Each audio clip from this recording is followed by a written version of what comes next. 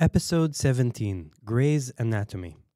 Tel Aviv University's medical faculty just received an unprecedented financial contribution, a monumental donation of $125 million from Jewish American billionaire Jonathan Gray and his wife Mindy.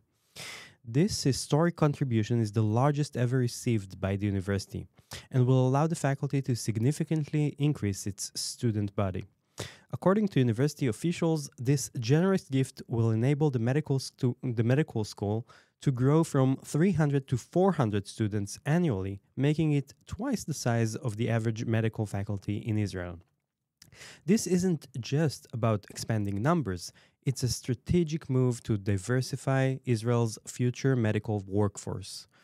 The donation will fund the construction of a 600-bed dormitory complex dedicated specifically to medical students, with priority given to those from underrepresented communities in the Israeli healthcare system: Arabs, the ultra-Orthodox, new immigrants, and residents from Israel's geographical periphery.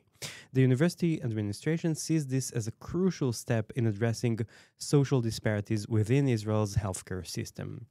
The faculty will now bear the names of Jonathan and Mindy Gray, a very fitting name for any institution related to medicine, surely appreciated by viewers of the hit television series Gray's Anatomy, myself included. The faculty was named decades ago after the Sackler family, but their name was recently erased following controversy over the family's role in the American opioid crisis, making the faculty nameless until now. The renaming marks a new chapter for the Faculty of Medicine at Tel Aviv University, most responsible for creating the next generation of McDreamy doctors in Israel. I was thinking about this as I was strolling along Rothschild Boulevard, passing by the monument to the city's 60 founding families. Actually, two of Tel Aviv's founding figures were physicians: Dr. Chaim Chisin, known as the Doctor on the Donkey, and Dr. Yuda Leib Pochovsky. The latter was also in charge of medical institutions, the Shar Tzion Hospital in Jaffa and later the Hadassah Hospital in Tel Aviv, which reincarnated in Tel Aviv's contemporary Soraski Medical Center, housing Ichilov General Hospital, Lis Maternity Hospital, and Dana Duek Children's Hospital.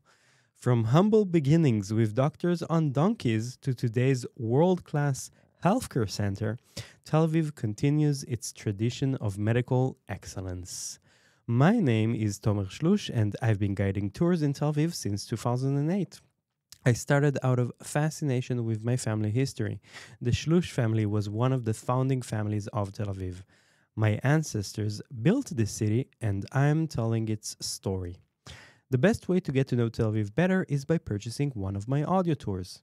Here's one way to do just that. UNESCO designated the White City of Tel Aviv as a World Heritage Site in 2003, recognizing one of the world's most impressive collections of international-style architecture. My White City audio tour takes you deep into this architectural marvel, beginning at the iconic Dizengoff Square, the beating heart of 1930s Tel Aviv. As you follow my guided route through these elegant streets, you'll discover the fascinating story behind how a group of German Jewish architects who fled Nazi persecution shaped the urban landscape around you, creating over 4,000 international-style buildings that now define the city's character. The tour reveals the distinctive features that make these pristine structures so special. Their functional elegance, minimalist aesthetic, and innovative adaptations to Mediterranean climate. We'll explore key locations showcasing the city's architectural preservation efforts and understand why this collection represents not just architectural history, but a profound cultural narrative about Jewish refugees bringing European modernism to the Middle East. As we stroll through the streets surrounding Dizengoff Square, which is actually a circle, but I'll leave that for when you take the audio tour, I'll point out stunning examples of restored buildings explaining how these structures, once in danger of demolition, have become some of the most sought-after real estate in the city. By the tour's end, you'll conveniently circle back to the renewed Dizengoff Square, where you'll spot La Chouk restaurant. This authentic Mediterranean eatery merges seamlessly with the public space around it, so I recommend making a reservation to catch a table outside, preferably on the sidewalk facing the fountain standing at the center of Dizengoff Square. Lashuk's nostalgic design features vintage tables and old ornate glassware. Very hipstery. The menu is exquisite, featuring roasted eggplant and baked cauliflower for starters. And for the main course, you can get black linguine with seafood or a Mediterranean style kebab, to mention just two excellent choices.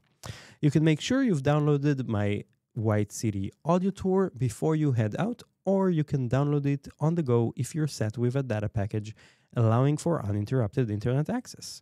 There's a link in the show notes to purchase my audio tour, The White City. If you have any questions, you'll find all the ways to contact me on telviv.tours. Tel Aviv is one word, no space, no hyphen, and there's a link in the show notes for your digital convenience.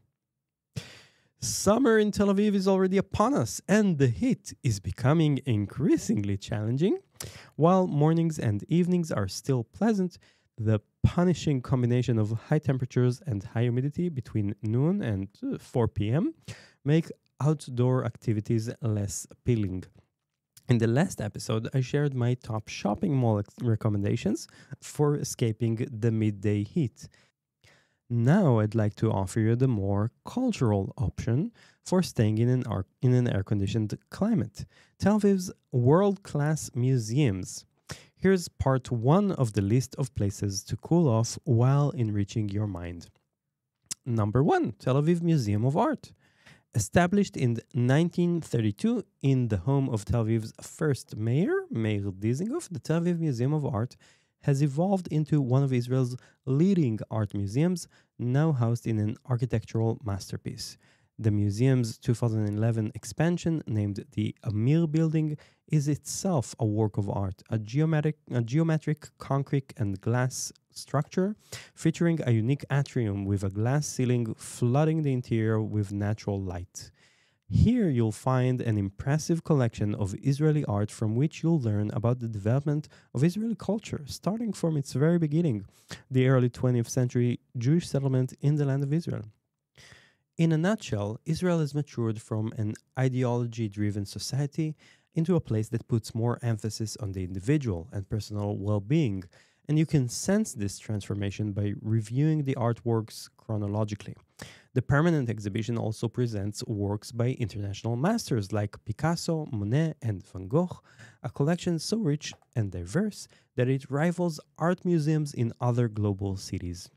I personally adore the French Impressionist masterpieces, and I also recommend visiting the museum shop if you want to find creative gifts and souvenirs your loved ones would adore. Number 2, Anu, Museum of Jewish People. Formerly known as Bet HaTfutzot, Diaspora House, this recently renovated museum on the premises of Tel Aviv University campus tells the comprehensive story of Jewish people worldwide. The 2021 renovation transformed it into the world's largest Jewish museum, featuring interactive exhibits that chronicle Jewish culture, religion, and achievement across continents and centuries.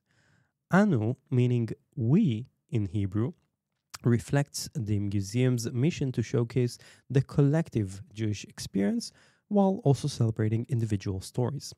The top floor is all about Jewish identity and Jewish culture nowadays, as well as the contribution of Jewish people to all walks of life in recent times. You won't believe how many famous names you'll recognize. The intermediate floor is dedicated to the history of Jews as a nation since Abraham came to the Promised Land until the establishment of the State of Israel in 1948. The bottom floor is home to my personal favorite, the Gallery of Synagogues, displaying intricate reproductions of iconic houses of worship serving Jewish communities around the globe.